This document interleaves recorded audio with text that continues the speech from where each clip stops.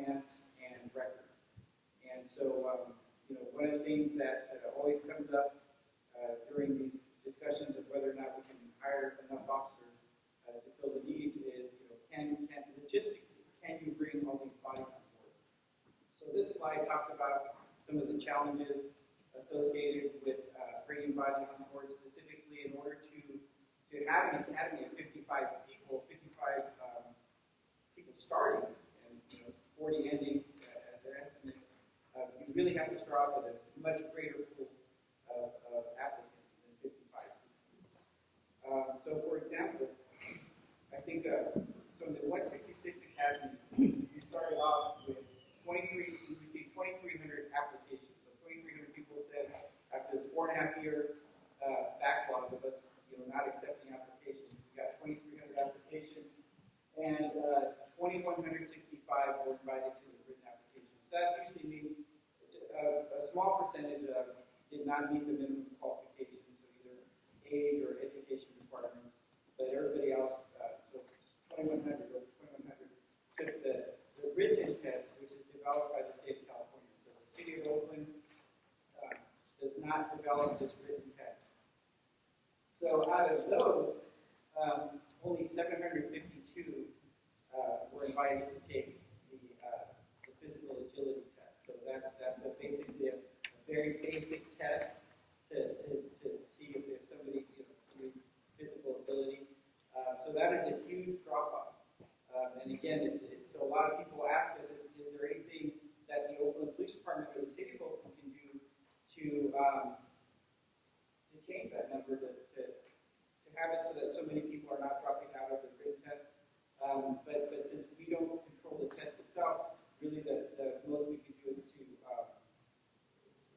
maybe work with the community to help people prepare for this. So, Gil, even if you did that, what's the optimal size of academy, just the number of providers per academy? So how productive is it if you suddenly had an academy size of double that?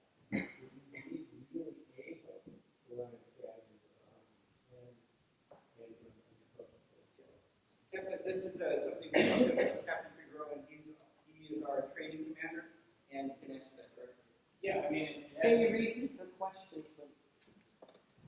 I think the question was, how productive is it to have a large academy, and what is it beneficial or realistic to have an academy of 110 interns?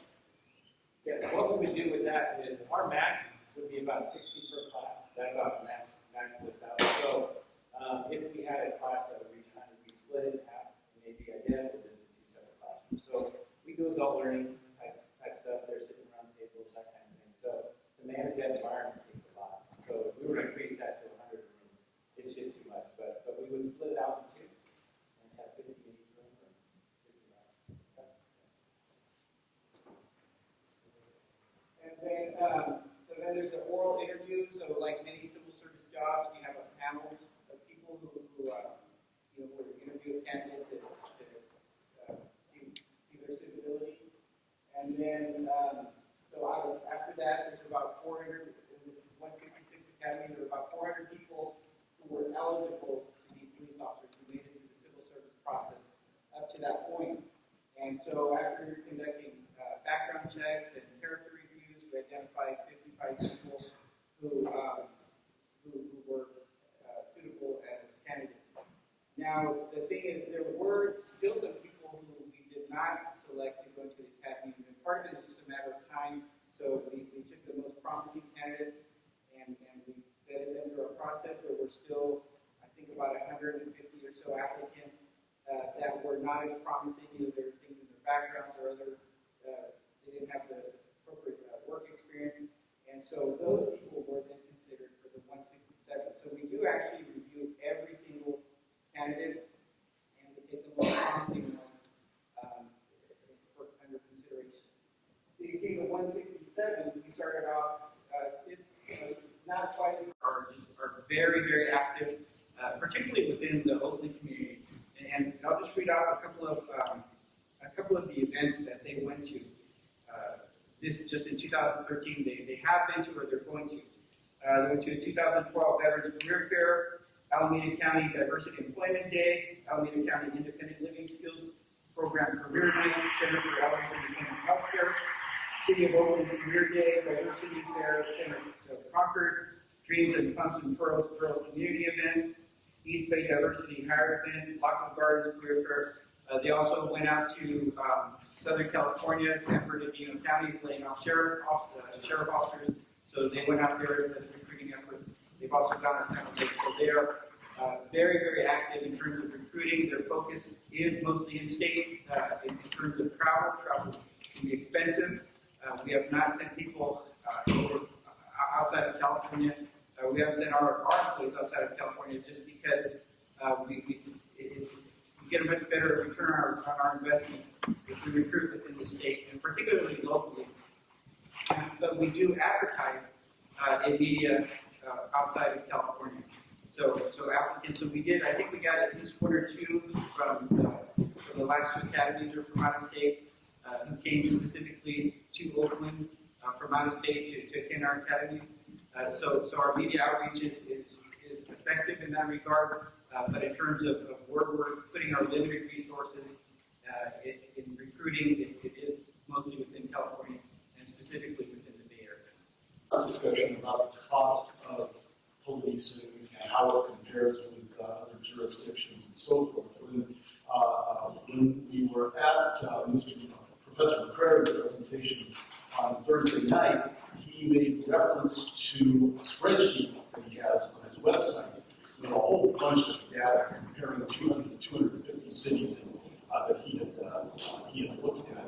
I went and looked at that spreadsheet, and his charting of the cost of police, in a sense, it's simplistic, but in a sense, it's telling, because what he has done is taken from the 250 cities across the United States, the total budget of the police department, and divided it by the number of officers, and said that's the cost of a police officer in the city. Now, that's not the marginal cost. It's not what it costs to add an officer, but it is an indication of who's expensive and who's not. You won't be surprised to learn that all of the most expensive locations are in the state of California.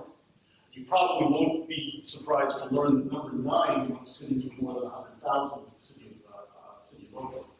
But what was surprising to me when I looked at it was that San Francisco was some $50,000 a year less. And that Long Beach, which is often a comparator for Oakland, was another $10,000 less than that. And Los Angeles, of all places, was $166,000 per officer compared to Oakland, which is about $221,000. Are we looking at what factors are going into those and looking at ways that we can be smarter shoppers? I can answer some of those questions. We've taken a look at some of those numbers, and one of the biggest challenges of looking at numbers like that is comparing apples to apples. So, for example, one of the things that accounts for the total budget is civilian employees. So we have, for example, in San Francisco, we had an applicant who used to be a sworn officer who, in San Francisco, who was in charge of their records division before as a sworn, but wanted to come to Oakland as a civilian manager. Well, if you have more police officers doing civilian functions, according to that analysis, the department will look cheaper. So if you have one police officer and one civilian, basically you take both their salaries together, and that's the cost of one officer. If you have 2 police officers doing the exact same work, it looks cheaper. Also within the Oakland's budget, we budget our facilities costs, our fleet costs, and not all departments budget their internal service funds the same way. So part of the thing is not just the salaries, but also, right, like you said, parking enforcement. So some, like San Francisco, I think their parking is separate. Some cities have their parking within. That's mostly civilians, crossing guards, things like that.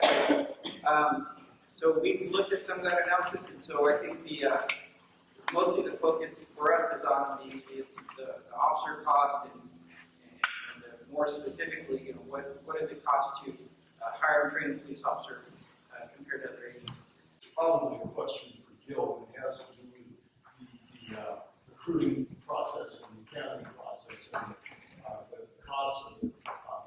numbers I've seen for going, getting recruits up to the conclusion of the academy are running for $3.5 to $4 million. It seems to be in that neighborhood.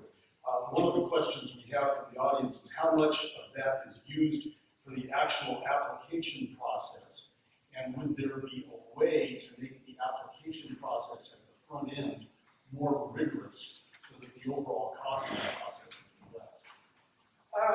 Actually, the vast majority of that money is for the salaries and benefits of the police officer trainees while they're in training, and then police officers while they're in field training. So it's mostly that, and there are some academy costs. So really, the background recruiting costs are not the biggest factor, although we definitely internally have looked at ways to save money there. So, for example, whether we should phase the physical agility test first, or the written test first in order to minimize the number of basically the labor it takes in order to screen candidates. So we do actually look at that and do a cost benefit in terms of phasing those things, but really most of it is in the salaries and benefits of the people who are trained.